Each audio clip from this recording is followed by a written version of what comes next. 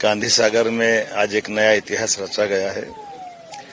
चीता पुनर्वास की दृष्टि से गांधी सागर अभयारण्य में आज दो प्रभास और पावक हमारे दो चीतों को छोड़ करके इस चीता अभयारण्य को जीवित करने का प्रयास हुआ है। मेरी अपनी ओर से प्रदेशवासियों देशवासियों को बधाई।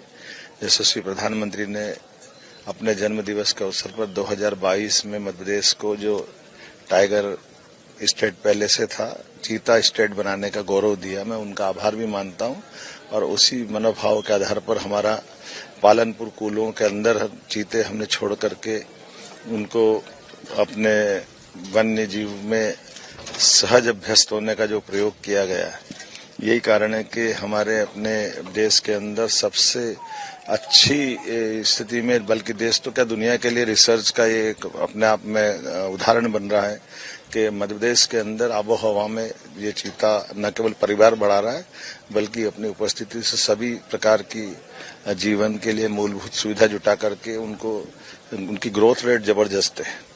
80% से ऊपर ग्रोथ रेट, ये दुनिया के लिए आश्चर्य की बात है। कई और देशों ने प्रयोग किए लेकिन फेल हो गए।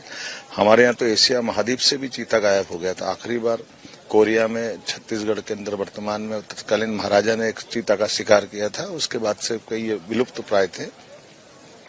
अब ये न केवल जंगल में दिख रहे हैं बल्कि हमारे लिए ये अपना गौरव भी बढ़ा रहे हैं। मध्य प्रदेश स्टेट अब चीता स्टेट भी हुआ है। वन्य प्राणी की दशा में हमारी सरकार ने बहुत काम किया। माननीय प्रधानमंत्री जी का आशीर्वाद है।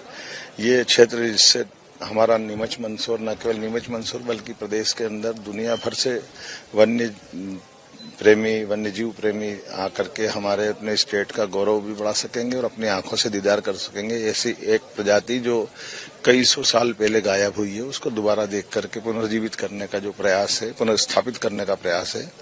मेरी अपनी ओर से वन्य प्राणियों को भी बधाई और हमारे विभाग के फॉरेस्ट डिपार्टमेंट को भी बधाई। और खास करके ये हमारा गांधी सागर का जो अंचल है, ये प्राकृतिक रूप से बहुत सौंदर्य वाला है। अद्भुत जल राशि है, अद्भुत प्रकार की सब परमात्मा ने की कृपा दी है।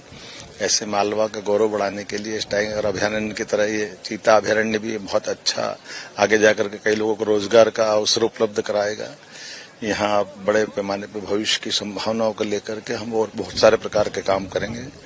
खास करके एयर कनेक्टिविटी की दिशा में भी, सड़क कनेक्टिविटी की दिशा में भी टूरिज्म की अलग अलग प्रकार के संस्थान खोलते हुए भविष्य में रोजगार की बड़ी संभावना का ये केंद्र बने। ये मैं आज की अवसर पर इन शुभकामना भी देता हूँ और सरकार समेकित रूप से सभी विभागों को जोड़ते हुए, वैसे मंदसौर का क्षेत्र ये हमारे औषधि पौधों के लिए, हमारी सभी प्रकार की फसलों के लिए और गौरवशाली अतीत को लिए वह क्षेत्र है जिसमें शक और हुणों के टाइम के शासकों ने उनको परास्त करके अपनी विजय पताका फहराई है। यशोधर्मन का क्षेत्र है, विक्रमादित्य का क्षेत्र है और हमारे लिए गौरवशाली पक्ष है कि पुनः ये अपना गौरव पा रहा है। मेरी अपनी ओर से बधाई। 8 और नए चीते लाने की सर तैयारी है। बोत्सवाना से हमने अपनी जो हमारा मूल प्रोजेक्ट था कि हम धीरे धीरे करके अपनी संख्या बढ़ाएंगे।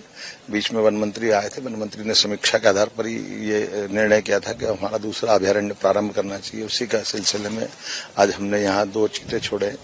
मई माह में 4 चीते हमको और मिल रहे हैं बोत्सवाना से और वो जो 4 चीते हैं कोशिश करेंगे कि इसी अभयारण्य में हम छोड़े। कुल मिलाकर के अगले 1 महीने में फिर 4 छोड़ते हुए 6 चीते होंगे। उम्मीद करेंगे आने वाले समय में और इसी प्रकार से बढ़ते जाए। नहीं, जैसे आपको पता है कि जब चीता यहाँ लाने की बात हुआ था, क्योंकि काफी सालों से विलुप्त था चीता। हमारे यहाँ जो चीता था 48 के बाद ठीक से देखा नहीं गया था। 52-54 में एक्सटिंक्ट बताया गया था, विलुप्त बताया गया था। तो उसके बाद जब चीता बसाने की बात आया तब वो वैज्ञानिक तरीके से ये पता लगाया गया कि कौन सा उपयुक्त स्थान होगा जहां हम चीता वापस लाके छोड़ सकते हैं। तो सबसे उपयुक्त तो कूनो था, इसलिए कूनो में पहले छोड़ा गया और बाकी राजस्थान में, गुजरात में और मध्य प्रदेश में, तीनों राज्यों में और कई स्थानों को चिन्हांकित किया गया था कि यहाँ चीता हम लाके छोड़ सकते हैं। तो मध्य प्रदेश में 3 स्थान है। तो एक तो पहले सबसे अच्छा कूनो था, तो सबसे पहले इसलिए कूनो आया पूरा भारतवर्ष में।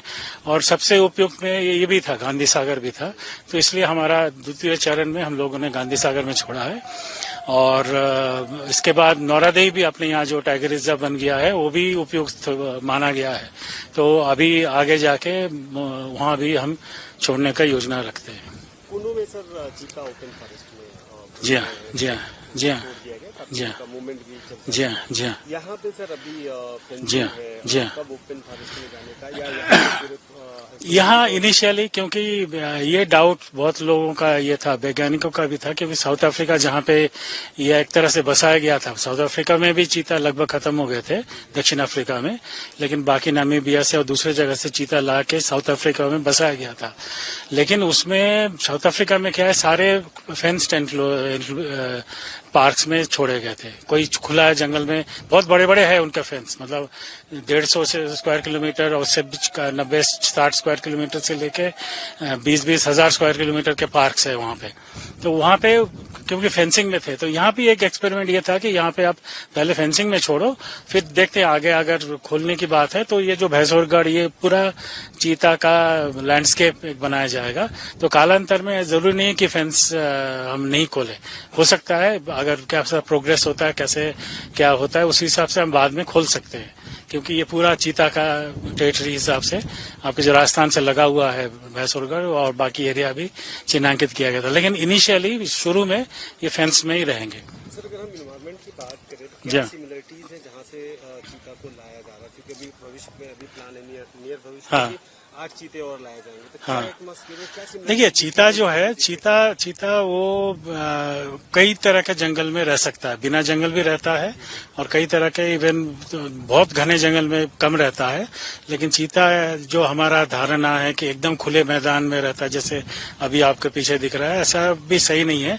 कई जगह अफ्रीका में जो वो काफी जो जंगल है उसी में भी रहता है।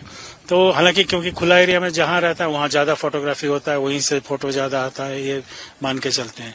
तो चीता अडेप्ट कर सकता है, उसको बेसिकली जो जो चीज चाहिए, चीता को शिकार चाहिए, है ना, तो वो अगर एरिया है तो उस हिसाब से वो रह सकता है। तो जहां से आएगा, जैसे अभी बात हो रहा है बोट्सवाना से आएगा, वो भी खुले जंगल वाला एरिया है। और जो चिन्ह के, जैसे मैं पहले बोला, एक स्टडी हुआ है, शोध हुआ है कि कहाँ कहाँ उपयुक्त स्थल है, तो वो सारे स्थल उपयुक्त है चीता के लिए। नौरादेवी भी है, हमारे यहाँ कूनो भी था और अभी ये भी है।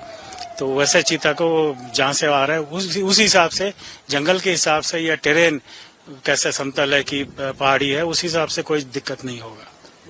क्लाइमेटिक अगर हम बात करें, क्लाइमेटिक एक ही उसमें ये है कि क्योंकि ये सदर्न हेमिस्फीयर से आते हैं, है ना, तो मौसम यहाँ उल्टा है। जैसे अभी गर्मी है तो वहाँ जाड़ा है, तो वो थोड़ा सा अडेप्ट करने में इनको शायद थोड़ा सा टाइम लगे। बाकी वैसे स्थल तो उपयुक्त है। चीता जैसे कूनो में है, ब्रीडिंग बहुत अच्छे से कर रहे हैं। बाहर भी खुले जंगल में हम दिसंबर से छोड़े हैं, अभी 16 चीता बाहर है, बहुत बढ़िया घूम रहे हैं, बहुत ज्यादा गाँव में भी नहीं जा रहे हैं, है ना। तो ठीक है, अभी जो बाहर चीता छोड़े हैं अच्छे इसमें हैं। अगर आप ये वीडियो YouTube पर देख रहे हैं तो हमारे चैनल को सब्सक्राइब करें और बेल आइकन को दबाना ना भूलें। अगर आप Facebook पर ये वीडियो देख रहे हैं तो हमारे पेज को लाइक करें।